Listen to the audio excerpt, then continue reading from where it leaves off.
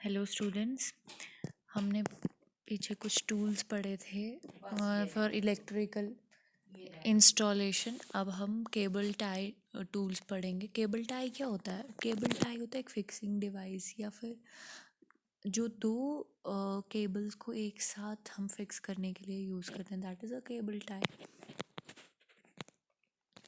और this is also called as a fastener. Crimper क्या होता है? Crimper is a type of solderless electrical connection are typically used to terminate stranded wires। तो crimper क्या करता है हमारे पास कि स्ट्रैंडेड वायर, जो हमारे पास स्ट्रैंडेड वायर्स होती हैं उनको क्या करता है ये उनको एंड करने के लिए, मतलब उनको क्या करता है एंड पे हमारे पास ये कंबाइन करता है उन सबको एक साथ जोड़ता है। जैसे आपने देखा होगा सोल्डरिंग हमें हम क्या करते हैं, जैसे जिसको हम देसी लैंग्वेज में टांका लगाना कहते हैं, सोल्डरिंग। लेकिन इसमें वैसा नहीं है, इसमें हम कनेक्शन बना रहे हैं but without soldering. Electrical wire racks and compartment storage boxes, ये भी एक बहुत इंपॉर्टेंट पार्ट है इंस्टॉलेशन में। तो इसमें क्या है, देखिए फर्स्ट मैंने बताया आपको वायर स्पूल रैक और एक हमारे पास होता है कंपार्टमेंट रैक। अब यहाँ क्या होता है, wire shelving is commonly used in industrial and commercial platforms and more recently in residential use. It is also known as wire decking or ventilated shelving। तो हम क्या है, डिफरेंट वायर्स है उन सब को हमारे पास शेल्व करने के लिए इसका यूज़ किया जाता है। फिश टेप क्या है?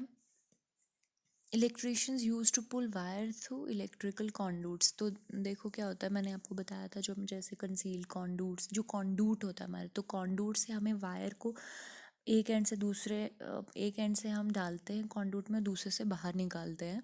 तो वो वायर हम कैसे करते हैं, तो उसके लिए एक पुलिंग इक्विपमेंट चाहिए होता है। तो a fish tape is a long thin flat steel wire wound up inside a doughnut shape wheel. ये आपको दिख रही है थिन वायर, इसको क्या होता है, ऐसे जैसे मेजरिंग टेप में होता है ना, टेप होता है उसको एक डिस्क शेप में रखा होता है, फिर इसको हम पुल करते हैं, वैसे ही ये भी पुल होती है बाहर की तरफ। द स्टडी एंड, इससे क्या करते हैं हम, वायर को टाई करते हैं और उसको फिर पुल करते हैं through the conduit, through the electrical कॉन्डूट।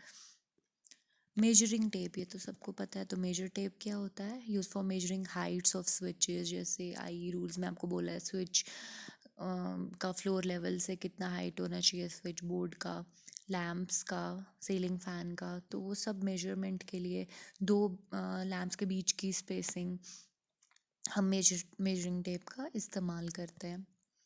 Labelling machine, labeling is critical in assembly and repair of electrical control panels, wire harnesses, and telecommunication system. It is an upfront cost that saves time and labor expenses when changes or repairs need to occur to the system you work on। तो हम इसको तब use करते हैं when we are doing repair and maintenance।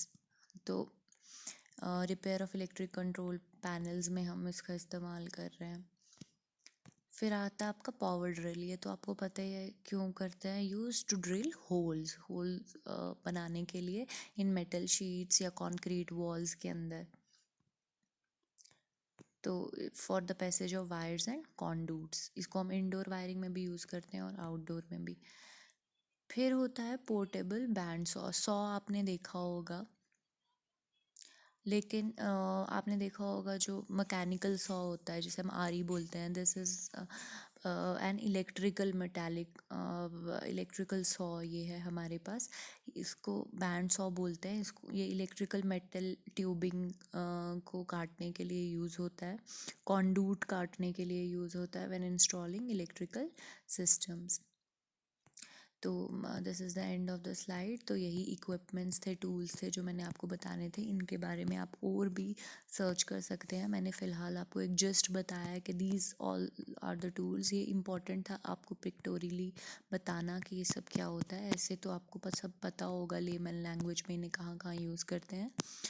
Thank you so much. हम अगली जो आपकी जितनी भी क्लासेस मैं लूँगी उसमें सिलेबस में जितना आपका टॉपिक बाय टॉपिक वो सब कवर किया जाएगा।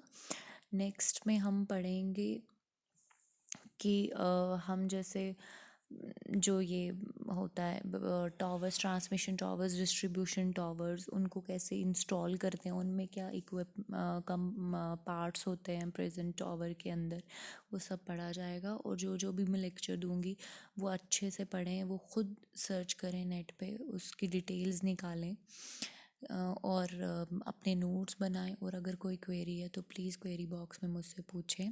Please cooperate with me. Thank you so